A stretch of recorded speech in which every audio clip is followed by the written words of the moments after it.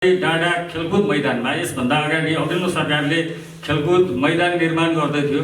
हालका गाउँपालिकाका अध्यक्षज्यू तत्कालीन नेपाली कांग्रेसका संयोजक जनक पुञ्जीले त्यो कुराको विरोध गरेर रोकियो भन्ने चाहिँ बाहिर आएको थियो। के कुरामा म कन्फिडेन्ट छु भनेपछि कोडाली जाँदा खेल मैदान बनाउने कुराको हामी विरोधी थिएनौँ, अहिले पनि विरोधी छैनौँ। बनाउनुपर्छ भन्ने मान्छे हिजो पनि थियो, अहिले पनि छ। तर हिजो बनाउने कुराको जुन परिपाटी थियो त्यो परिपाटी गलत छ। यो परिपाटीको विरुद्धमा हामी छौँ भनेर हामीले चाहिँ त्यो रोकेको हो। दाबीका साथमा भन्न सक्छु, म त्यतिखेर नेपाली कांग्रेसको सभापतिको हैसियतमा थिएँ, अहिले पनि म सभापतिको हैसियतमा छु। त्यतिखेर के कारणले रोक्यो भन्नुहुन्छ भनेपछि गाउँपालिका वडा नम्बर 1 को दाङचोट पद्मोदय माविमा एउटै कक्षा कोठामा काठले बारेर विद्यार्थीहरूलाई पठन पाठन गर्नुपर्ने बाध्यात्मक परिस्थिति छ। दाङचोट मावि यो वर्ष हामीले बजेट विनियोजन गरेर त्यहाँ एउटा चाहिँ भवनको लागि स्टिमेट तयार हुँदैछ। यो वर्ष हामीले त्यहाँ भवन तयार गर्छौँ। शहीद मार्ग कहिले स्तर उन्नति हुन्छ, तपाईँहरूको यसमा आजसम्म भएको पहल के छ, यस बारेमा पनि हामी जान्न आग्रह छौँ। एउटा शहीद मार्गको बारेमा मैले कुरा उठाउनु भएको छ। शहीद मार्गको पहलको बारेमा के गर्नुपर्छ भन्ने टाइपको कुरा गर्नु भएको छ। समाजको सबैभन्दा कोही चेतनशील र सबैभन्दा बढी विद्युत व्यक्ति कोही हो भनेपछि त्यो पत्रकार मेडा गर्ने साथी। शहीद मार्गको अवस्था के हो, शहीद मार्ग के कारणले बन्न सकेको छैन, शहीद मार्ग किन ढिला भएको छ भन्ने कुराको सबैभन्दा बढी जानकार हुनुहुन्छ यो मिडिया क्षेत्र छ। तर के छ भन्नुहुन्छ भनेपछि प्रश्न निरन्तर हामीमाथि बर्सिन्छ। धन्यवाद। आजको यस सार्वजनिक सुनवाईका सहजकर्ता मनोज पुञ्जी, खास गरी आर्थिक वर्ष 2082-83 अन्तर्गत हालसम्मको सार्वजनिक सुनवाई कार्यक्रममा मैले यहाँहरूले यो आर्थिक वर्षमा गर्नुभएको कार्य प्रगतिका विवरणहरू सुन्ने अवसर पनि पाएँ। म यही गाउँपालिकाको बासिन्दा भएको कारणले गर्दाखेरि लोकतन्त्रमा आफ्नो हक प्रत्याभूत गर्ने कुरा, सामाजिक विषयहरूमा सहभागिता जनाउने कुरालाई सान्दर्भिक ठान्ने भएको हुनाले आफ्ना केही जिज्ञासा र प्रश्नहरू यहाँहरू समक्ष प्रस्तुत गर्ने अनुमति चाहन्छु। म नन्दराम खड्का र मैले सठिक रूपमा समाजमा भएका विविध क्षेत्रका प्रश्न वा जिज्ञासाहरू यहाँसँग राख्ने अनुमति चाहन्छु र बिचमा कसैले पनि हस्तक्षेप गर्नुहुने छैन। मेरा प्रश्नहरू सान्दर्भिक छन् र मेरा मात्रै नभइकन ती आम रुन्टीगढी वासी सर्वसाधारण नागरिकहरूका चासोका विषयहरू, उहाँका जिज्ञासाहरूलाई प्रतिनिधित्व गरेर म यहाँ आज नागरिक समाजको प्रतिनिधिको तर्फबाट, एक सञ्चारकर्मीको तर्फबाट, एक सञ्चार व्यवसायको तर्फबाट यहाँहरू समक्ष राख्ने अनुमति चाहन्छु। खासमा यहाँहरूले अघि प्रस्तुत गर्नुभएको वार्षिक कार्य प्रगति त्यो प्रेजेन्टेसनसँग मेरो कुनै त्यस्तो असहमति छैन। किनभने जसले गरे पनि नीतिगत कुराहरू, माथिबाट आउने कुराहरूलाई कार्यान्वयन गर्ने कुराहरूमा यहाँहरूले जति सक्नु भएको छ गर्नु भएको छ। राम्रा भएका कुराहरूलाई, प्रगतिका विवरणहरूप्रति यहाँहरूलाई हार्दिक धन्यवाद दिँदै, यहाँहरूप्रति कृतज्ञता व्यक्त गर्दै, खास गरी स्थानीय तहहरूमा पछिल्लो समय अलि अनियमितताहरू बढी भएको उदाहरणहरूले हामीले देख्न सक्छौँ। देश संहितामा गएपछि यसका केही फाइदाहरू पनि छन् र बेफाइदाहरू पनि छन्। खास गरी यहाँ प्रतिवेदनहरू, वार्षिक प्रगति, वार्षिक खर्च विवरणहरू पेश गर्दाखेरि चाहिँ रुन्टीगढी गाउँपालिकाको एक आर्थिक वर्षमा सवारी इन्धन, सवारी मर्मत, सञ्चार खर्च, तपाईँहरूको अनुगमन भत्ता, बैठक भत्ता, होइन, अतिथि सत्कार जस्ता विषयहरू, खाजा खर्च जस्ता विषयहरूका बारेमा पनि आम जनमानसको, आम नागरिकको चासो हुने भएको हुनाले कृपया यस्ता कुराहरूलाई पनि सार्वजनिक गरिदिन हुन, होइन, मैले यहाँलाई सुझाव दिन चाहन्छु। किनभने लोकतन्त्रमा सुशासन र पारदर्शिता भनेको लोकतन्त्रको प्राण तत्त्व हो। यसले नै हाम्रो यो व्यवस्थालाई, संहितालाई अझ संस्थागत गर्दै लैजान्छ भन्ने मेरो अपेक्षा छ। त्यसै गरी रुन्टीगढी गाउँपालिकाले भोलिबाट, सम्भवतः भोलिबाट रनिङ सिल्ड, राष्ट्रपति तथा रुन्टीगढी रनिङ सिल्डको उद्घाटन गर्दैछ र त्यसको गाउँपालिकाले नै यो कार्यक्रम सञ्चालन गर्दैछ मैले जानकारी पाएअनुसार। र यसलाई यो कार्यक्रम गर्नको निमित्त यहाँभन्दा 4-5 किलोमिटर पर गएर गर्नुपर्ने अवस्था छ। कोराली डाँडा खेलकुद मैदानमा यसभन्दा अगाडि अघिल्लो सरकारले खेलकुद मैदान निर्माण गर्दै थियो। हालका गाउँपालिकाका अध्यक्षज्यू तत्कालीन नेपाली काङ्ग्रेसका संयोजक जनक पुञ्ज्यूले त्यो कुराको विरोध गरेर रोकियो भन्ने चाहिँ बाहिर आएको थियो र होली बजारमा एउटा अलि व्यावसायिक हिसाबले खेल खेल्न सकिने खेलकुद मैदान भयो भने खेलाडीहरूलाई राम्रो हुन्थ्यो, सुविधा हुन्थ्यो, अझ खेलकुदप्रति समर्पित हुन सक्थ्यो र खेल जगतबाट समृद्धि हासिल गर्ने एउटा आधारशिला हामीले तय गरौँ भन्ने यो एउटा खेलकुदसँग। त्यसै गरी हाम्रा जनप्रतिनिधि कर्मचारीज्यूहरू शुक्रबार यहाँबाट दाङ घरमा जानुहुन्छ, हाम्रो परिवारहरू भेटघाट गर्न जानुहुन्छ होइन, सरकारी गाडी लगेर जानुहुन्छ, त्यसपछि आइतबार लिएर आउनुहुन्छ होइन। यसमा पनि नागरिकहरूको जिज्ञासा छ। अब जनताको सेवा गर्न भनेर दिएको सवारी साधनलाई यसरी तपाईँले आफू खुसी के भयो सदुपयोग भनौँ वा दुरुपयोग भनौँ त्यसलाई त्यो गर्न, त्यसै गरी पार्टीका कार्यक्रमहरूमा पनि सरकारी गाडी लगेर गइराखेको भनेर भिडियोहरू सञ्जालमा देखिने गर्दछन्। त्यसतर्फ पनि यहाँहरूले त्यसलाई सरकारी साधनलाई सदुपयोग गरिराख्नु भएको छ कि दुरुपयोग गरिराख्नु भएको छ भन्ने कुराको पनि जवाब म चाहन्छु। त्यसै गरी योभन्दा केही समय अगाडि रुन्टीगढी गाउँपालिका वडा नम्बर 3 को प्रहरी चौकी अस्थायी प्रहरी चौकी उद्घाटनका क्रममा बोल्दै गर्दाखेरि रुन्टीगढी गाउँपालिकाका अध्यक्ष जनक पुञ्ज्यूले त्यहाँ चाहिँ कोटेसन मैले काङ्ग्रेसलाई पनि दिएको छु, एमालेलाई पनि दिएको छु, माओवादीलाई पनि दिएको छु भन्नुभएको छ। कोटेसन भनेको एउटा खरिद प्रक्रिया हो। यसरी राजनैतिक भागभण्डामा कोटेसन राज्यको प्रक्रियालाई राज्यको सम्पदालाई बाँड्न मिल्छ कि मिल्दैन यसको पनि म त्यसै गरी शैक्षिक क्षेत्रको कुराकानी गर्ने भने होलीमा क्याम्पस निर्माण गर्ने भनेर 1 करोड 60 लाख विनियोजन भएको भन्ने सुनिन्थ्यो। त्यो कहाँसम्म कार्यान्वयनमा पुग्यो र रुन्टीगढी गाउँपालिका वडा नम्बर 1 को दाङचोट पद्मोदय माविमा एउटै कक्षा कोठामा काठले बारेर विद्यार्थीहरूलाई पठन पाठन गर्नुपर्ने बाध्यात्मक परिस्थिति छ। त्यति मात्र नभएर भीमसेन माध्यमिक विद्यालय सोहीबाङको निर्माणाधीन आरसीसी भवन अल्पत्र अवस्थामा रहेको छ। यस्ता कुरालाई पनि जोड दिनुपर्छ। यो समृद्धि अबको रुन्टीगढी भन्ने नारा छ। खास गरी समाजमा आज पनि युवाहरू इट्टा भट्टा जानेदेखि ल्याएर बेरोजगारीता बढ्दो छ समाजमा। त्यसै गरी छिमेकी मुलुक भारतमा श्रम गर्न जानेदेखि खाडी मुलुकहरूमा व्यवस्थाका साथ उहाँहरू जाने क्रम जारी छ।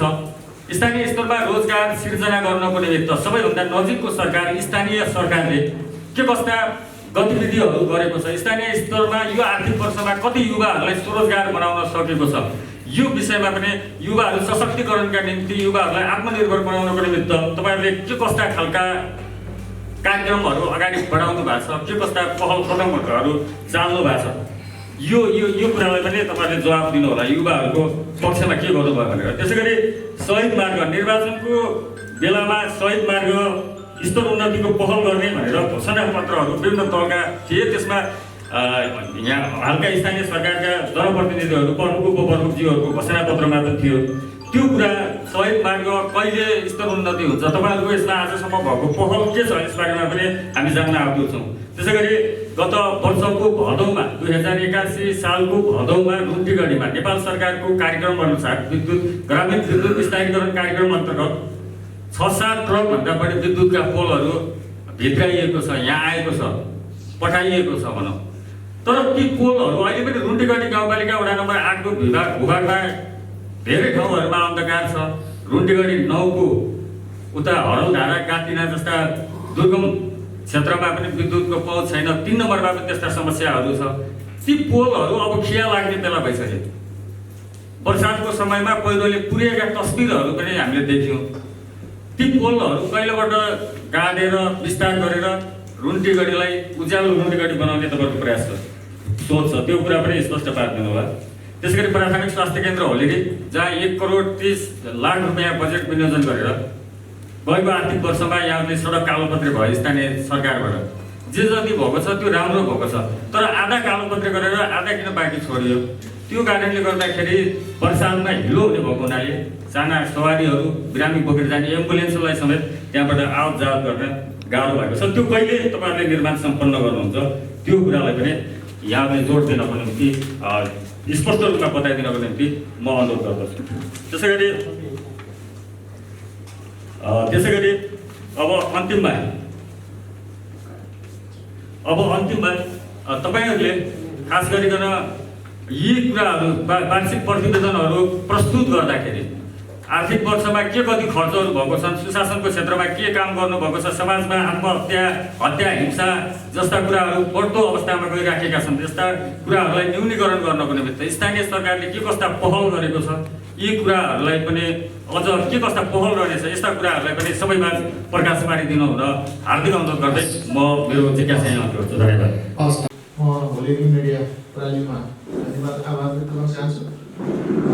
धेरै कुराहरू उठेका छन् र धेरै कुराहरूको प्रभाव पनि आइसकेको छ र केही टिपोट गरेका उठेका कुराहरूको बारेमा म यहाँ स्पष्ट पार्न गइरहेको छु। खास गरेर सार्वजनिक सुनवाई कार्यक्रम भनेकै हामी क्वालिटी क्वान्टिटी डकुमेन्ट र रिस्पोन्समा हामी क्लियर छौँ भन्ने कुराको एउटा दाबी, त्यो दाबी हामीले आज यो सार्वजनिक सुनवाई कार्यक्रम मार्फत गरेका छौँ र योभन्दा अगाडि पनि हामीले हाम्रो आधिकारिक वेबसाइट टुन्टिगढी गाउँपालिकाको आधिकारिक वेबसाइट मार्फत हामीले गरेका गतिविधिहरू, गरेका खर्चहरू, गरेका कामका विवरणहरू सबै अद्यावधिक गरेका छौँ।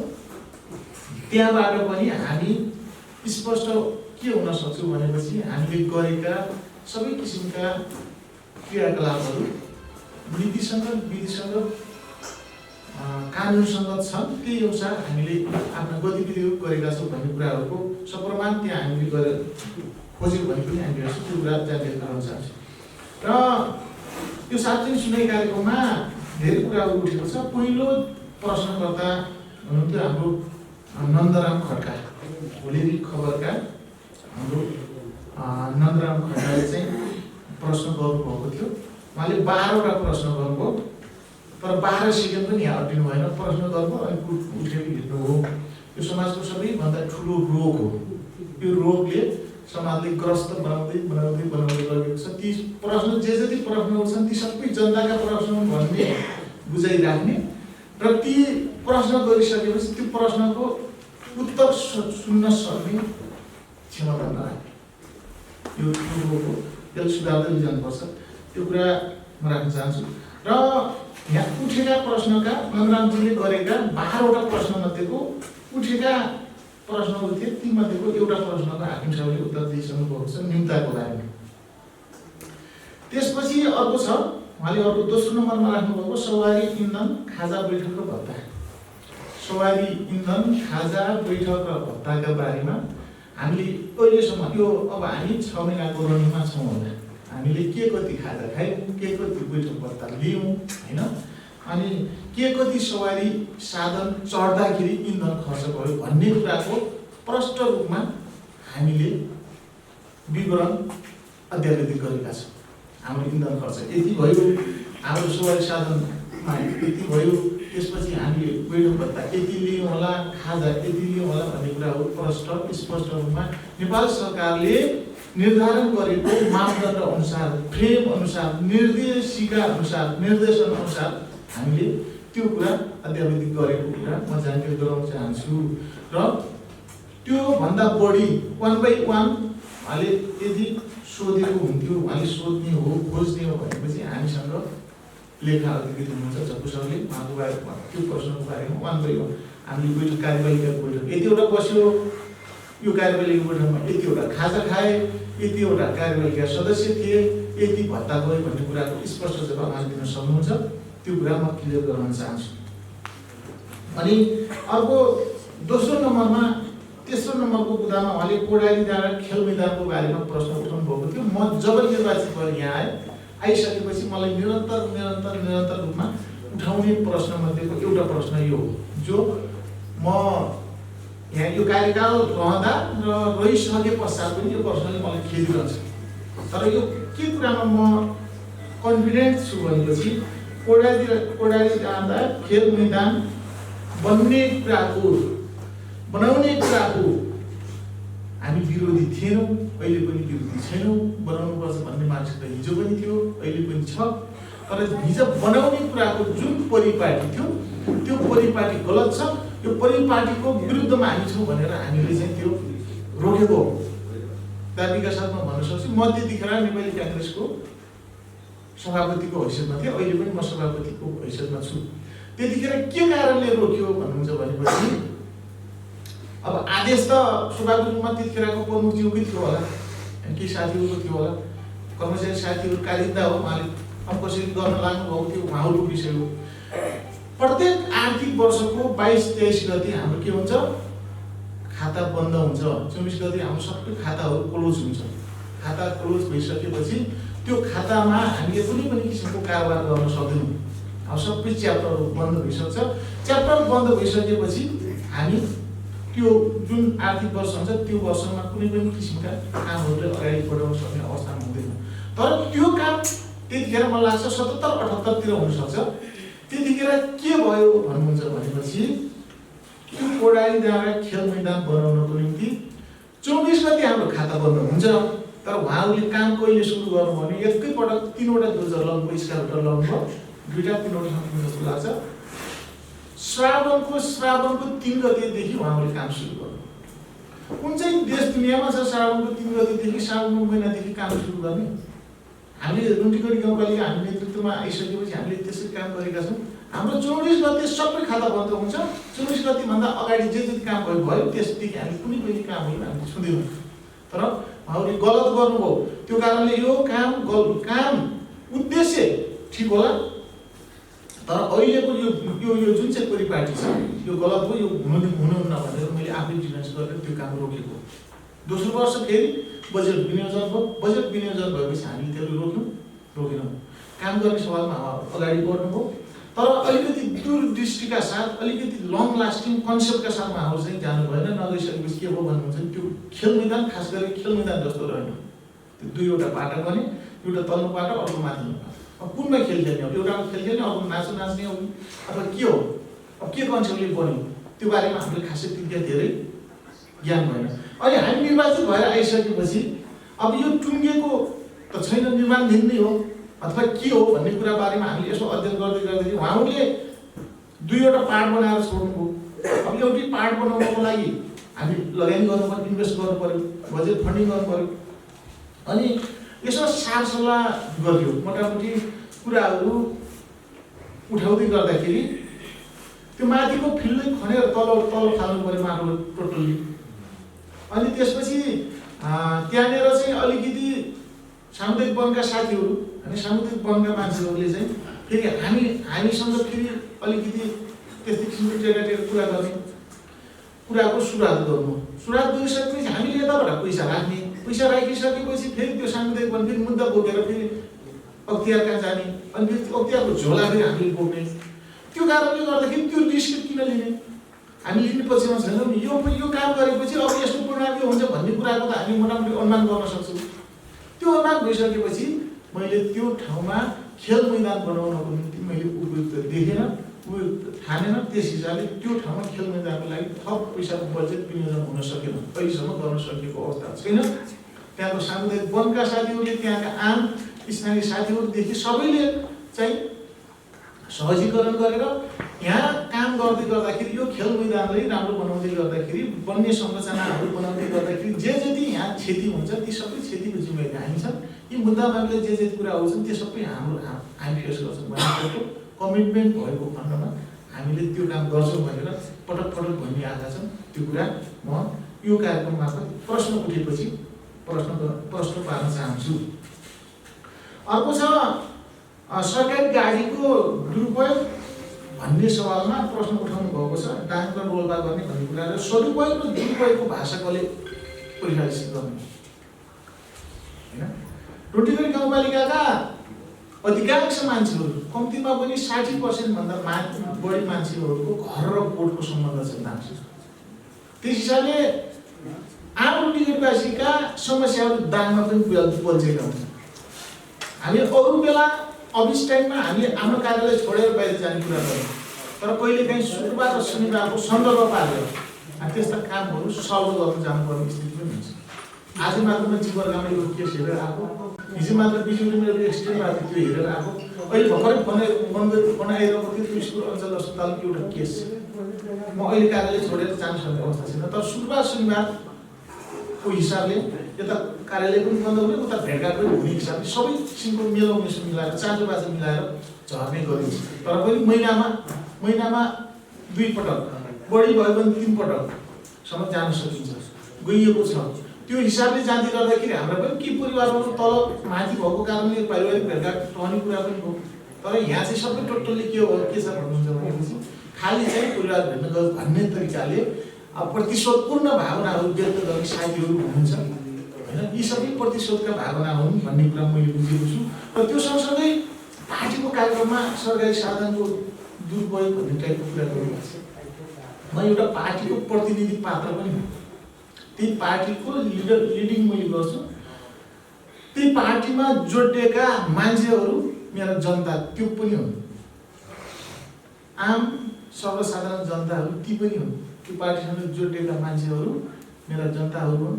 ती जनताहरूको सामूहिक काममा, ती जनताहरूको बैठकमा, ती जनताहरूको भेटघाटमा, ती जनताहरूको घर दैलोमा जाँदै गर्दाखेरि पार्टीको कार्यक्रमसँग जोड्ने पार्टी हो भन्ने तरिकाले मलाई लाग्छ यो व्याख्या गर्ने कुरा पनि प्रतिशोधपूर्ण भावना हो, प्रतिशोधपूर्ण कुराहरू हो। त्यो कुरा पनि म जानकारी गराउन चाहन्छु। हामी जान्छौँ, पार्टीको कार्यक्रम हुन्छ, त्यो पार्टीको कार्यक्रममा जनताहरू जान पाउँछ, जनतासँग भेटघाट हुन्छ।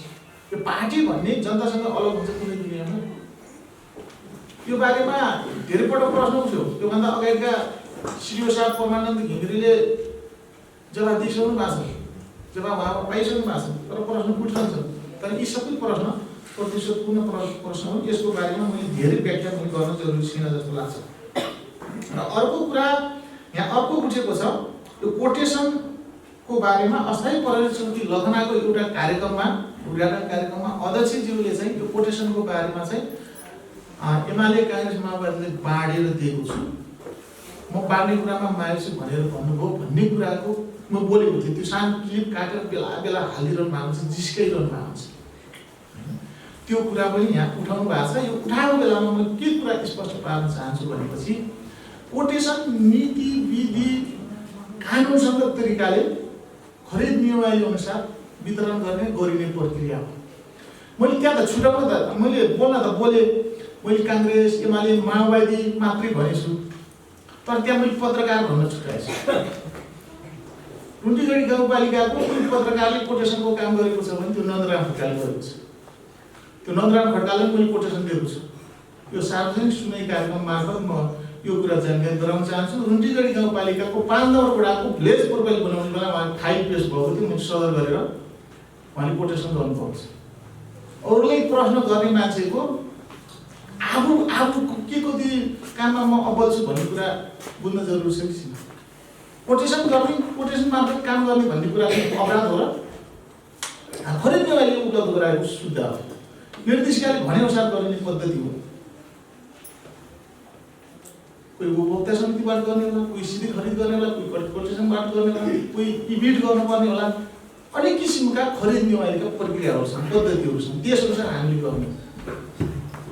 कोटेसन हिजो मन लाग्यो एउटा दुईटा मान्छेहरूले मात्र 5 वर्षसम्म गरेर भ्याउनु, तर अहिले सबै साथीहरू गर्नु भएको छ। दुःख गर्ने साथी, जागर भएका साथीहरू, म दुःख गरेर मेहनत गर्ने एक्सपर्ट चाहियो, मलाई चाहियो भन्ने साथीहरू, मेहनत गर्छु भन्ने साथीहरू सबै ठाउँ सबै साथीहरूले बाँडेर गर्नुपर्छ। अनि गर्न सक्ने मान्छेहरूले दिनुपर्छ। समाजमा राम्रो चाहिँ योगदान गर्ने साथीहरूले सबैले दिनुपर्छ भन्ने मानसिकताले हामी दिएर होला। नत्र त एकजनाले बोलाइकन ए भाइ यहाँ छ त भनेर त्यसले दिएर ल 80% हामीले दियो, बाँकी गर त भनेर एकजनाले दिन सक्थ्यो होला। किन गोप्य पनि हुन्थ्यो, गोपनीयता पनि हुन्थ्यो, सबै हुन्थ्यो होइन। तर के छ हामी जसले गर्न सक्छ, त्यो कोही काङ्ग्रेसको होला, कोही माओवादीको होला, कोही हिमालयको होला, जिम्मेवार भएको साथीहरू सबै साथीहरूले गर्न सक्ने साथीहरूले, निर्माण गर्ने साथीहरूले सबै गर्नु भएको छ। गर्न दिने हामी काम गरिरहेको छ। त्यसमा पत्रकार पनि छुट्याएको छ त, छुट्याएको छ नि। जसले सबभन्दा बढी प्रश्न कोटेसनको बारेमा गर्छ उसैले कोटेसन गरेको छ। रुन्टीगढी गाउँपालिकामा त्यो लगनाको प्रहरीचौकीमा मैले जुन कुरा बोलिसकेपछि सबैभन्दा बढी प्रश्न गर्ने होलिएरी खबरका नन्दराम खड्काजी हुनुहुन्छ। तर मैले त्यो मैले प्रश्न मैले गर्दै गर्दाखेरि जुन कुरा उहाँ बोल्नु भएको थियो त्यतिखेर उहाँले कोटेसन काम गरिरहनु भएको थियो। पाइने मान्छे ओभान भन्नुपर्ने, अरूले आरोप भन्नुपर्ने। तर फेरि के हो भनेपछि यो त नीतिसङ्गत कुरा हो नि त। गलत कुरा हामी गर्दैनौँ। मैले अघि भने क्वालिटी क्वान्टिटी डकुमेन्ट र रिस्पोन्समा हामी क्लियर छौँ। यहीबाट हामीले के गर्ने हो, काम अगाडि बढाउनु। त्यसरी काम अगाडि बढेको कुरा म जानकारी गराउन चाहन्छु। कोटेसनको बारेमा मैले यति भने, यति आवश्यक छ मैले यति भने, तर आवश्यक अलिक बढी भने अलिक बढी पाउँछु। अनि इट्टाभट्टा र यो दाङचोक माविको अर्को चाहिँ दाङचोक माविको कुरा छ। दाङचोक माविको बारेमा हामीले हाम्रो रिसोर्स अनुसार हामीले चाहिँ बजेटहरू फन्डिङ गरेर काम गरिरहेका छौँ। रुन्टीको गाउँपालिकामा अब अलि पक्की भवन बन्नको निम्ति छुटेका एउटा माविमध्येको दाङचोक मावि यो वर्ष हामीले बजेट विनियोजन गरेर त्यहाँ एउटा चाहिँ भवनको लागि इस्टिमेट तयार हुँदैछ। यो वर्ष हामीले त्यहाँ भवन तयार गर्छौँ। त्यो सँगसँगै हामीले अब लखनामा पनि यो वर्ष त्यही बराबर एउटा भवन तयार गर्छौँ। जानकारी गराउन चाहन्छु। अनि इट्टाभट्टा र युवा स्वरोजगारको बारेमा कुरा गर्न आएको। यो एउटा मैले म जति बेला काङ्ग्रेसको सभापति थिएँ त्यतिखेर एउटा इन्टरभ्यूमा मैले इट्टाभट्टामा जाने मान्छेहरूको सङ्ख्या घटाउनको निम्ति हामीले के प्रयास गर्न सक्छौँ भनेर मैले मेरो आइडिया सेयर गरेको थिएँ। त्यो क्लिप काटेर बेला बेलामा हामीले पोस्ट गरिरहनु भएको छ। कहिले पोस्ट गर्नु भएको छ, हामीले बेला बेलामा पोस्ट गरिरहनु। तर उहाँले के कुराको अध्ययन गर्नु भएको छैन भनेपछि हामी आइसकेपछि रुन्टीगढी गाउँपालिकाबाट इट्टाभट्टामा जाने मान्छेहरूको सङ्ख्या कति घटेको छ भन्ने कुरा उहाँले अध्ययन गर्नु छ। घटेको कुरा नि हेर्नु पऱ्यो। 3,3200 मान्छेहरू इट्टाभट्टामा जाने गर्नुहुन्छ। अहिले पनि जानुहुन्छ, तर सङ्ख्या हिजोको र अहिलेको के अन्तर छ त्यो कुरा पनि हामीले अनुमान गर्नुपर्छ। हामी यहाँ एउटा हाट बजार चलेको छ। यही हाट बजारमा 1300 जति मान्छे त प्रत्यक्ष रूपमा यसमा जोडिनु भएको छ। 35-36 जनाले त यही स्पटमै रोजगारी पाउनुभएको छ। यस्ता यस्ता किसिमका सिर्जनाका कामहरू पनि हामीले गरेका हुँदैन। इट्टाभट्टामा जाने मान्छेले अहिले आज एकजना तल गयो भनेपछि टमाटरको बिउ राखिरहेको छ होला, उता चाहिँ खुर्सानीको ब्याग राखिरहेको छ होला, त्यसले त के सङ्ख्या घटाएको छ होला भनेपछि कोही न कोही केही न केही योगदान प्रत्यक्ष रूपमा सिधै जागिर नदिए पनि प्राप्त नगरे पनि उसले के गरेको छ भनेपछि स्थानीय सरकारले यो नीतिको कारणले गर्दाखेरि उसले बनाएको योजनाको कारणले गर्दाखेरि ऊ चाहिँ स्वरोजगार बन्नको निम्ति ऊ अब्बल भएको छ। त्यो अब्बलताको कारणले गर्दाखेरि अहिले दिनानुदिन अब इट्टाभट्टामा जाने, इन्डियाका कालाबाड जाने यस्ता कुराहरू सङ्ख्यात्मक रूपमा घटेको छ। 3500-3500 मान्छेहरू जान्थे भनेपछि हामीले एकैपटक 2500 घटाएको छैनौँ होला। कम्तीमा पनि एक वर्षमा 200, 150, 250, 300 घटाएको छ। अर्कै रूपमा घट्दै जाने हो। यी सबै कुराहरू एकपटक सुधार हुँदैनन्। यो कुरा पनि म जानकारी गराउन चाहन्छु। अर्को एउटा शहीद मार्गको बारेमा मैले कुरा उठाउनु भएको छ। शहीद मार्गको पहलको बारेमा के गर्नुपर्छ भन्ने टाइपको कुरा गर्नु भएको छ। समाजको सबैभन्दा कोही चेतनशील र सबैभन्दा बढी विद्युत व्यक्ति कोही हो भनेपछि त्यो पत्रकार, त्यो मिडिया गर्ने साथी। शहीद मार्गको अवस्था के हो, शहीद मार्ग के कारणले बन्न सकेको छैन, शहीद मार्ग किन ढिला भएको छ भन्ने कुराको सबैभन्दा बढी जानकार हुनुहुन्छ यो मिडिया क्षेत्र छ। तर के छ भन्नुहुन्छ भनेपछि प्रश्न निरन्तर हामीमाथि बर्सेको छ। यो शहीद मार्गको सन्दर्भमा म के कुरा अनुरोध गर्न चाहन्छु भनेपछि जब नेपाल सरकारले यो शहीद मार्गमा कालोपत्री गर्नको निम्ति ठेक्का बिड गर्यो, ठेक्का बिड गरिसकेपछि कन्ट्र्याक्टरले सम्झौता अनुसारको उसले काम बेलामा सक्यो। बेलामा काम सकिसकेपछि उसले चाहिँ त्यो काम चाहिँ राज्यलाई बुझाउनु पर्ने। राज्यलाई बुझाउने सन्दर्भमा नबुझ्दै के भयो भन्नुहुन्छ भनेपछि त्यहाँ एकदमै हेभी लोडका गाडीहरू टिप्परहरू कुदेको कारणले गर्दाखेरि त्यसले के गर्यो भन्नुहुन्छ भने बेलैमा त्यो के बाटो चाहिँ बेला नपुग्दै के भयो उक्क्यो। उक्किसकेपछि कन्ट्र्याक्टरले के गर्यो, पैसा माग्यो। हामीले गरेको कामको चाहिँ पैसा चाहिँ राज्यसँग रकम चाहिँ माग गर्यो। माग गरिसकेपछि राज्यले तैँले चाहिँ क्वान्टिटीको काम गरे पनि क्वालिटीको काम भएन, क्वालिटीको काम नभएको कारणले गर्दाखेरि तैँले चाहिँ पैसा प्राप्त गर्दैनस् भनेर केही पैसा चाहिँ के गर्यो, रोक्यो। रोकिसके पश्चात उसले के गर्यो, मुद्दा आयो, उच्चमा मुद्दा पर्यो। मुद्दा परिसकेपछि के हो, कन्ट्र्याक्टरले मुद्दा जित्यो। कन्ट्र्याक्टरले के मुद्दा जित्यो भनेपछि काम फेरि क्वालिटीकै गरेको थियो, क्वालिटीको गरेको थियो, तर त्यो बाटोमा अत्याधिक भारवहन क्षमताका गाडीहरू गुडिएपछि त्यो बाटोको चाहिँ के भयो, क्षति भयो, बाटो चाहिँ उब्क्यो। त्यो कारणले गर्दा यसमा कन्ट्र्याक्टरको दोष छैन भनेर कन्ट्र्याक्टरको पक्षमा अदालतले फैसला गर्यो। अदालतले फैसला गरिदिसकेपछि फेरि सरकार के भयो, राज्य फेरि के भयो, नेपाल सरकारले के गर्यो, त्यसले फेरि के गर्यो, सर्वोच्च गयो। सर्वोच्च गयो, नेपाल सरकार सर्वोच्चमा गयो। नेपाल सरकार सर्वोच्चमा गइसकेपछि यताबाट कन्ट्र्याक्टरले मुद्दा जितेको छ, उता फेरि सर्वोच्चले फेरि त्यो चाहिँ त्यो मुद्दा चाहिँ अब आफ्नो पक्षमा पार्नको लागि सर्वोच्च गयो। सर्वोच्च गरिसकेपछि न त्यो मुद्दा अहिले नेपाल सरकारले जित्यो, न त्यो मुद्दा कहिले कन्ट्र्याक्टरले जित्यो। त्यो दुई मुद्दा नटुङ्गेर पेन्डिङमा रह्यो। हामी गएर बेला प्रेसर गर्यो, थुप्रै दबावहरू गर्यो, दबाव सिर्जना गर्यो। नभेटेको मान्छे कोही छैन, नभनेको मान्छे कोही छैन, नगरेको काम केही पनि छैन हैन। त्यतिखेर हाम्रो पुष्पकमल दाहाल प्रचण्ड प्रधानमन्त्री हुनुहुन्थ्यो। उहाँ प्रधानमन्त्री भएको बेलामा यहाँका मान्यजीहरू वर्षनाथ पुञ्जीदेखि लिएर सिजलदेखि लिएर हामी सबै मान्छेहरू, पालिकाको प्रमुखहरू, शहीद मानवसँग जोडिएका सबै मान्छेहरू गएर फाइल पेश गरेर सबै गर्यो हैन। तर उहाँहरूले पनि प्रयास गर्नु, उहाँहरूको पनि प्रयास थियो। अब प्रयासले मात्र यहाँ के अरे परिणाम प्राप्त हुने रहेछ। पैसाको कारणले, रकमको कारणले गर्दाखेरि यो बाटो पिच नभएको होइन। रकम अहिले पनि यहाँ अर्को रकम तुरुन्तै चाहिँ व्यवस्थापन हुन सक्छ, तर नीतिगत रूपमा, कानुनी रूपमा चाहिँ समस्या सिर्जना गरिएको छ। त्यो समस्याको समाधान नहुँदासम्म, त्यो समस्याको पोको नपुग्दासम्म मलाई लाग्छ यो बाटो बिट गर्न सकिने, अगाडि चाहिँ काम गर्न सकिने अवस्था छैन। तर अहिले पछिल्लो पिरियडमा के रिस्क लिएर यो सडक डिभिजनले, यो हाम्रो शहीद मार्गले अलिअलि टालटुल गर्नको निम्ति केही बजेट व्यवस्थापन गरेर सामान्य टालटुल गरेको छ। यद्यपि अब हामीले सरकारले चाहिँ त्यो उच्च अदालतले गरेको निर्णय चाहिँ मान्छौँ, त्यस हिसाबले हामी अगाडि बढ्छौँ भन्ने कुराको स्वीकारोक्ति हो भन्ने कुरा हामी बुझेका छौँ। अब केही प्रयासहरू पुग्यो भनेपछि, मलाई लाग्छ कि प्रयासहरू पुग्यो भनेपछि यो शहीद मार्गको बाटो बन्ने कुरामा अगाडि बढ्न सक्छौँ। हामी त तलबाट प्रेसर सिर्जना गर्ने हो, त्योभन्दा हामीसँग के नै छ?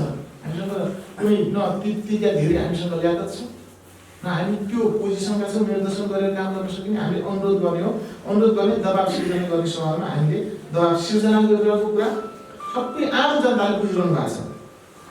अर्को विद्युतको पोलको बारेमा अर्को प्रश्न छ उहाँको। विद्युतको पोलको सन्दर्भमा गत वर्ष हाम्रो यो 3वटा वडामा 3, 8 र 9 नम्बर वडाको सबै बस्तीहरू सबैभन्दा बढी विद्युतीकरण गर्नुपर्ने वडाहरू यिनी थिए। अनि यी वडामा चाहिँ हामीले चाहिँ लिस्ट बनाएर सर्वे गराएर यी वडामा चाहिँ हामीले चाहिँ काम अगाडि बढाउने भनेर भनेका थियौँ। त्यो अनुसार काम अगाडि बढेको थियो। बाँकी वडाको पनि काम सुरु हुने हो, तर यी वडामा पहिलो प्रायोरिटीमा यिनीहरू राखेर अगाडि बढ्यो। यो बढ्दै गर्दाखेरि हाम्रो वाइबा कन्स्ट्रक्सन भन्नेले हैन त्यसको बिड गर्यो, ठेक्का बिड गर्यो। ठेक्का बिड गरिसकेपछि के गर्यो भनेपछि पोलहरू झारे। तर यो वाइबा कन्स्ट्रक्सन भन्ने कस्तो रहेछ भन्नुहुन्छ भनेपछि नेपाल सरकारको, नेपालको सबैभन्दा ठुलो विद्युतीय क्षेत्रमा काम गर्ने कन्ट्र्याक्टर रहेछ। नेपालको 77वटै जिल्लामा उसको ठेक्का छ। अहिले यो हाम्रो के अरे एमसिसी को एउटा प्रोजेक्ट छ, त्यो प्रोजेक्टको बिड पनि उसले गरेको छ। उसले त्यो काम पनि त्यही आधारमा छ। एउटा कन्ट्र्याक्टरसँग 77वटै जिल्लामा सयौंको संख्यामा यस्ता ठेक्काहरू भयो भनेपछि त्यसले समय दिन सक्दैन, काम गर्न सक्दैन। उसले चाहिँ दोस्रो पार्टी, तेस्रो पार्टी, चौथो पार्टले दिएको रहेछ। यहाँ चाहिँ कति पार्टको मान्छेहरू आएर बसेको छ, कति त्यो हामीले पनि खासै जानकारी हुँदैन। तर हामीले बेला प्रेसर गरेको छौँ, छिटोभन्दा छिटो काम गरेको छौँ। हाम्रो प्रेसर नै हो। यो विद्युतीय वन हाम्रो यहीँ वनको हामीसँग यहीँ हुनुहुन्छ। वन र विद्युत हाम्रो मात्र नै छ। हामीले भन्ने अनुरोध गर्ने हो, हात जोड्ने हो हैन, अलिकति दबाब सिर्जना गर्ने हो। त्यतिबाट निकास निस्क्यो नत्र भने हामी पनि आम पब्लिक जतिकै हो। त्यो भावनाले समस्याहरू विद्युतको क्षेत्रमा पनि छ। तर मलाई लाग्छ त्यो कामहरू अगाडि बढिरहेको छ, छिटोभन्दा छिटो काम होला, त्यो अपेक्षा गर्नु। अनि अर्को प्राथमिक स्वास्थ्य केन्द्रको आधा बाटो बन्यो, आधा चाहिँ किन रोक्यो भन्ने कुरा छ। 850 मिटर अथवा 950 मिटर समथिङ बाटो हामीले आएपछि कालोपत्री गऱ्यौँ। त्यसको पुरै फुल कालोपत्री गर्ने गरेर हामीले बजेट विनियोजन गरेका थियौँ। बाटोको अवस्था एकदमै दर्दनाक थियो। त्यहाँबाट मान्छे कोही पनि हो त्यो बजारदेखि तल हस्पिटलसम्म कोही पनि अटोवाला साथीहरू अटो व्यवसायी साथीहरू अटो लगेर जान मान्थेन। त्यो हामीले प्रमाणका रूपमा हिजोको त्यो भिडियो हिजोको फोटोहरू फुटेजहरू पनि हामी पेश गर्न सक्यौँ। त्यस्तो थियो। तर हामी आएपछि यसलाई बनाउनुपर्छ, अरू केही नबनाए पनि हस्पिटलसम्म जाने बाटो राम्रो भनेर हामीले बजेट विनियोजन गऱ्यौँ। बजेट विनियोजन भइसकेपछि बिड भयो, ठेक्का बिड भयो। ठेक्का बिड भइसकेपछि म नाम चाहिँ खासै लिन चाहेन, 2-4 जना त्यहाँका हर्ताकर्ता साथीहरू आएर बाटो ब्लक गर्नु, बाटो ब्लक भइसक्यो अलिक गर्नु। अनि त्यति उतातिर मेसिन छेउनै दिन भन्नु, अनि नदिएपछि त्यो वर्ष हामीले जहाँसम्म विवाद थिएन त्यहाँसम्म बाटो बनायौँ। कन्ट्र्याक्टर त्योभन्दा अगाडि गएर रिस्क लिएर काम गर्ने उसले हिम्मत गरेन, हामीले पनि त्यसले चाहिँ दबाब दिएर काम गराउन सक्ने अवस्था रहेन। अर्को वर्ष बाटोमा एकदमै समस्या भयो, अटो आउन जान पनि नसकिने भयो, बिरामी ओरेदेखि परसम्म बोकेर लैजानुपर्ने स्थिति भयो। त्यसपछि म आफै मेसिन लगेर गएर मेसिनमा म आफै बसेर तलतिर माथितिरका जग्गा काटेर त्यो बाटोलाई अलिकति सहज बनाएँ, मात्रै सहज भयो। तर अहिले पनि ठेक्का बिड गरेर त्यहाँ पिच गर्न गयो भनेपछि तलतिर माथितिरका वरिपरिका अलिकति कोही व्यक्तिहरू आएर फेरि त्यो बल गरिहाल्नुहुन्छ। त्यो कारणले गर्दाखेरि त्यो बाटो प्राथमिक स्वास्थ्य केन्द्रसम्म पुग्ने बाटो आधा मात्रै भयो, केही पार्ट चाहिँ छुट्टिएको कुरा म निवेदन गर्न चाहन्छु। अनि क्याम्पसको सवालमा अर्को कुरा उठेको छ। क्याम्पसमा गत वर्ष हामीले बजेट विनियोजन गऱ्यौँ, जग्गा हामीले चारैतिर जग्गा चाहिँ खोल्यौँ, कहीँबाट पनि जग्गा प्राप्त भएन। जग्गा प्राप्त नभइसकेपछि गत वर्षको हाम्रो पैसा के भयो, त्यति फ्रिज जाने अवस्थामा रह्यो। अन्तिम बेलामा हामीले एकदमै अनुरोध गरेर पारिस सरसोर हामीले चाहिँ एउटा जग्गा प्राप्त गऱ्यौँ, 8 रोपनी जग्गा। अनि त्यो जग्गामा बनाउने भनेर हामीले निर्णय गऱ्यौँ। त्यो अनुसार जग्गा क्याम्पसको नाममा पास भयो। तर हाम्रो पैसा के भयो, फ्रिज भएर गयो। फ्रिज भएर गइसकेपछि त्यो बन्ने अवस्था रहेन। अनि यो वर्ष हामीले सामाजिक विकास मन्त्रालय अन्तर्गत हामीले त्यो प्रदेशबाट चाहिँ मन्त्रीज्यूले अनुरोध गरेर हामीले बजेट विनियोजन गर्न लाग्यौँ। 1 करोड पैसा विनियोजन भएको छ। त्यसको ठेक्का प्रक्रिया अगाडि बढाउने गरेर काम भइरहेको छ। यो कुरा म जानकारी गराउन चाहन्छु। अनि अन्तिम प्रश्न एउटा के पहल गरिरहेको छ सरकारले भन्ने सवालमा उठेको प्रश्न मलाई लाग्छ रुटिटेक गाउँपालिकामा आत्महत्याको रेसियो अनुपात एकदम बढ्दो छ। त्यसले हामीसँग विभिन्न किसिमका मनोविमर्श साइकोट्रिस्ट साथीहरूबाट हामीले त्यस्तो काउन्सिलिङ गर्ने कुराहरूमा हामीले भूमिका खेलिरहेका छौँ। हामीसँग मनोसामाजिक परामर्शकर्ता हुनुहुन्छ, उहाँहरूले बेला यस्ता कोही त्यस्ता केस हो जहाँ अलिकति समस्या जस्तो देखिन्छ, त्यो ठाउँमा काउन्सिलिङ गर्ने पार्टमा इन्डिभिजुअल रूपमा गएर उहाँहरूले सहयोग गरिदिनु भएको छ। बेला बेलामा अवेरनेसका कामहरू भइरहेका छन्, सामाजिक सचेतीकरणका कामहरू भइरहेका छन्। यी कुराहरू म विनम्रतापूर्वक अनुरोध गर्न चाहन्छु। अनि अर्को कुरा, यी विषयहरू मैले हाम्रो भोलि खबरका नन्दराम खड्काजीले उठाउनु भएको प्रश्नको बारेमा मैले जवाब दिएँ। अनि अर्को हाम्रो केशवराज चन्दजीले उठाउनु भएको छ, खानीको टिप्परको सन्दर्भमा कसरी व्यवस्थापन गर्न सकिन्छ, सबै खानी उत्खनन भयो भने मानव सभ्यता पनि सभ्यता एकजुटमा रहन्छ र भन्ने टाइपको प्रश्न गर्नुभएको छ। मलाई लाग्छ यो खानीको टिप्परको व्यवस्थापनको सवालमा हामीले एक किसिमको मेहनत गर्ने हो, तर हाम्रो मेहनतले यी टिप्परको व्यवस्थापन हुन्छन् भन्ने मलाई लाग्दैन र भाका पनि छैनन्। न हिजोको सरकारले व्यवस्थापन गर्न सक्यो, न हामीले व्यवस्थापन गर्न सक्छौँ, न अब पछि आउने सरकारले व्यवस्थापन गर्न सक्छ। यो कुरा चाहिँ के छ भन्नुहुन्छ भनेपछि यी सबै कुराको व्यवस्थापन गर्ने पार्ट भनेको सङ्घीय सरकारको मातहतमा छ। सङ्घीय सरकारले चाहेको खण्डमा ल त्यो खानी बन्द भयो भन्दाको दिन यो खानी बन्द हुन्छ, होइन? यो खानी खुल्यो है भन्दाको दिन यो खानी खुल्छ, यो खानी चल गयो भन्दाको दिन यो खानी चल्छ, बन्द गर है भन्दाको दिन त्यो खानी बन्द हुन्छ। यसरी चाहिँ यी खानीहरू चलेका छन् र यी खानीबाट टिप्परहरू त्यसरी कुदिरहेका छन्। यो कुरा हामीले बुझेकै छौँ। तर यसले व्यवस्थापन गर्नको निम्ति हामी के गर्ने त भन्ने सवालमा अलिकति केही गर्न सकिने विषयहरू मलाई लाग्छ टाइम कार्डको व्यवस्था, सेड्युल मिलाउने। टाइमलाई हामी व्यवस्थापन गरेर एउटा सेड्युलमा मात्रै हिँड्ने गरिन अगाडि बढाउन सकिन्छ कि भन्ने एउटा चाहिँ उपाय हुनसक्छ भन्ने कुरा मात्रै मैले बुझेको छु। त्यो बाहेक हामीले त्यो ठप्पै पारेर बन्द गर्छौँ, हामी बन्द गरिदिन्छौँ भनेर हामीले सरकारको तर्फबाट सरकारको भावना त्यसरी व्यक्त नहुन सक्छ।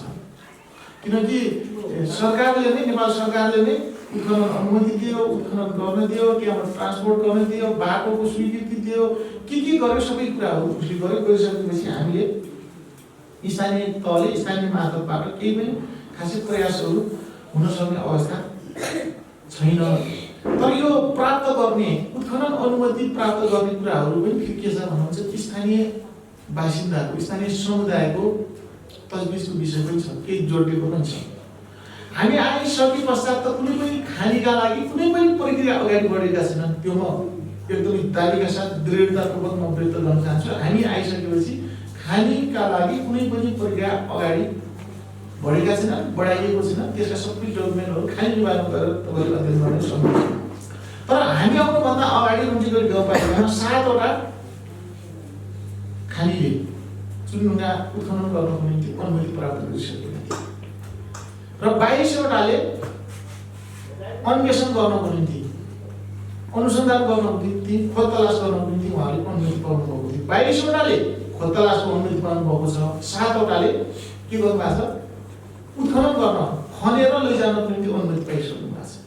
भनेपछि हामीले आइसकेपछि तिनी उत्खनन अनुमति प्राप्त गरेकालाई ब्लक गर्न सक्ने, खोज तलास अनुमति प्राप्त गरेकालाई रोक्न सक्ने हाम्रो ल्याकतको विषय रह्यो। तर हिजो के हुन सक्यो भनेपछि स्थानीय तहमा जनताहरू, आम जनसमुदायहरू त्यसको विरुद्धमा उत्रेर यहाँ कुनै पनि किसिमको खानी उत्खनन गर्न दिनु भन्ने किसिमको एकबद्धता भएको भए, रहेको भए मलाई लाग्छ त्यो रोकिन सक्यो होला। तर त्यो रहेन। यताबाट सामुदायिक बन्धु चौकीदार हालिदिएको छ, उताबाट स्कुलले पढाइदिएको छ, यता मन्दिरको पुजारी दिएको छ, यता चाहिँ के अरे अरू कुनै बाटोको चौकीदार दिएको छ। यावत हिसाबले कसरी मिल्यो, कसरी मिलायो अब हिजोका विषयहरूमा। तर हामी आएपछि यस्ता किसिमको कुनै पनि प्रयास गरेका छैन, कुनै पनि काम भएको छैन। त्यो कुरा जानकारी गराउन चाहन्छु। र हामीले लाग्छ सरकारको तर्फबाट बोल्ने कुरा यही नै हो। तर सरकारभन्दा, सरकारको नेतृत्वभन्दा बाहिर गएर स्थानीय जनताको, आम पब्लिकको तर्फबाट बोल्यो भनेपछि होइन अलिक फरक भाषा बोल्न नि सकेला। स्थानीय जनताले ब्लक गर्न सकेपछि नै जनतै उर्लेर आए भनेपछि भोलि राज्यले सोध्न सक्ने विषय गर्न सक्ला। पहिले त्यस्ता उदाहरण पनि छन्। तर त्यसका लागि मलाई लाग्छ आम पब्लिक सचेत हुनुपर्छ, एकदम दृढ हुनुपर्छ, एकदमै प्रतिबद्ध हुनुपर्छ, मात्र कुरा के हुन्छ सम्भव हुन्छ। यहाँ त एउटा टोलको नेतृत्व गरेर एकजना आउँछ, अर्को टोलको नेतृत्व गरेर अर्को आउँछ, सबै समुदायको नेतृत्व गरेर एउटा आउँछ, अनि त्यसको नेतृत्व गर्ने अरू हुन्छ, अनि तिन सबैको बोल्ने हुन्छ। क्लियर कुरा, कसले कति नलिने, कसले कति नलिने, ट्याक्कै सबै आउँछ। जति उब्रियो पनि उब्रिन्छ। अनि अगाडिको मान्छेहरू ब्यालेन्समा आउँछ, त्यसपछि पछि त्यतिकै के गर्छन् हरारै जाने भएको दियो। अब यसले गर्ने नै दियो, यसरी गरिरहेको छ। हिजोको कुराहरू तिनै हो। त्यो कारणले गर्दाखेरि यो खानीको सवालमा एकदमै समस्याको विषय छ। यो हामीले बुझेका छौँ, प्रश्न बुझेका छौँ। मैले यति भन्न चाहेँ। अनि यो मानव सभ्यता रनिङ नरनिङ भन्ने सवालमा त हामीले चिन्ता स्वाभाविक रूपमा छ। तर यो जति हामीले चिन्ता छ त्यसको चिन्ता मलाई लाग्छ सङ्घीय सरकारले गरिदियो भनेपछि बढी उत्तम हुन्थ्यो होला भन्ने लाग्छ। यदि हाम्रो मार्फतमा यो खानी उत्खननको अधिकार प्राप्त हुन्थ्यो भनेपछि हामीले के गर्थ्यौँ सबै कुराहरू ब्लक गर्थ्यौँ। तर हामीसँग कुनै पनि अधिकार प्राप्त नभएको कारणले गर्दा कुनै हेरिरहनुको विकल्प छैन। अब नीति कस्तो बन्छ भन्ने सवालमा स्थानीय सरकारले खानी उत्खननको सवालमा अब बन्द गर्ने, चलाउने, यावत गर्ने हैसियत नराख्ने भएको कारणले गर्दाखेरि मलाई लाग्छ यो नीति स्थानीय सरकारको मार्फतमा नभएको कुरा पनि म जानकारी गराउन चाहन्छु। बाँकी आम पब्लिकले सोध्ने विषय हो भन्ने कुरा प्रश्न पार्न चाहे।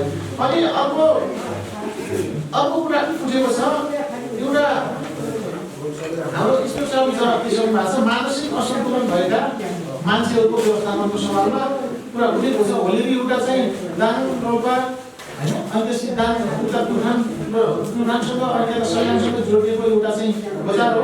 त्यो बजारमा अब विभिन्न किसिमका मान्छेहरू ओहोरदोहोर गर्ने र यस्ता असन्तुलन भएका मान्छेहरूको अलिकति बेला बेलामा हामीहरूले उपस्थिति देखेका छौँ। यी कुरालाई सन्तुलनमा ल्याउनको निम्ति राज्यले केही पोलिसीहरू बनाइरहेको छ। सडक मानव मुक्त बजार भनेर चाहिँ राज्यले नीति बनाएको छ। त्यस हिसाबले प्रयासहरू भएका छन्।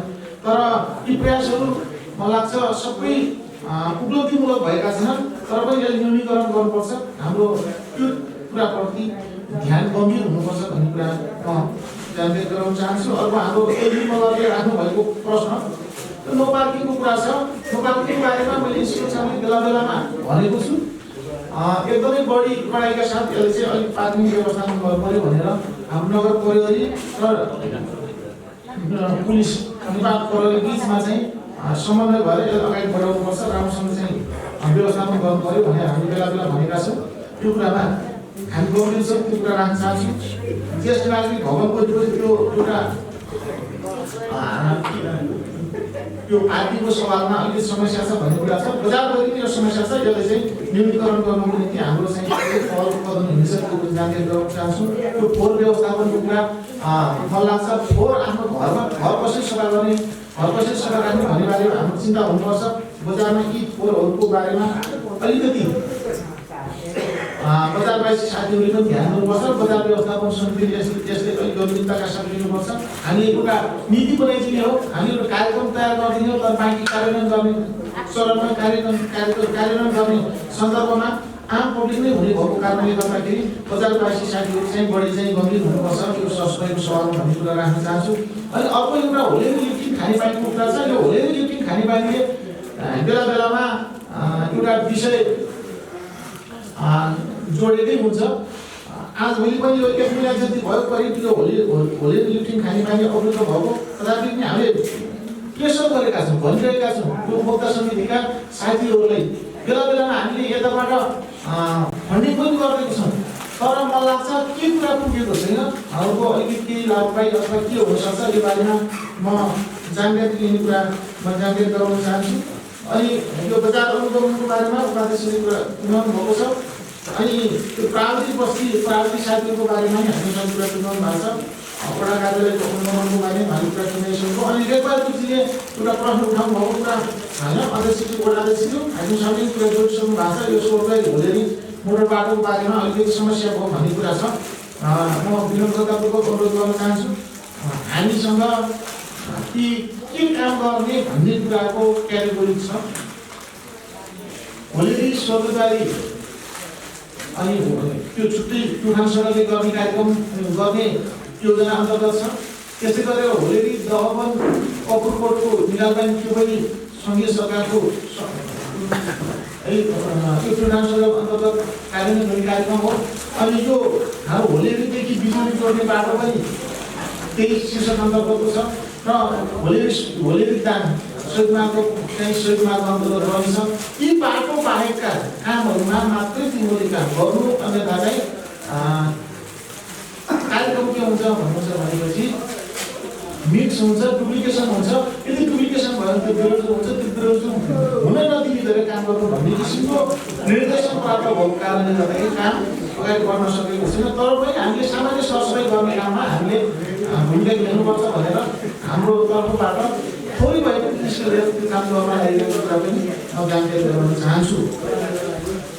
र मैले उठेका जति धेरै जसो प्रश्नको जवाब दिएँ कि जस्तो लाग्छ। तर पनि मलाई लाग्छ केही स्पष्ट पार्न नसकेका विषयहरू छन् भनेपछि म कार्यालय समयमा जुनसुकै बेला जति बेला पनि म कार्यालयमै रहन्छु। त्यो बेलामा आएर स्पष्ट हुन पनि सक्नुहुन्छ भन्ने कुराको म जानकारी गराउँदै मैले उठेका कुराहरूको टुङ्गो लगाएको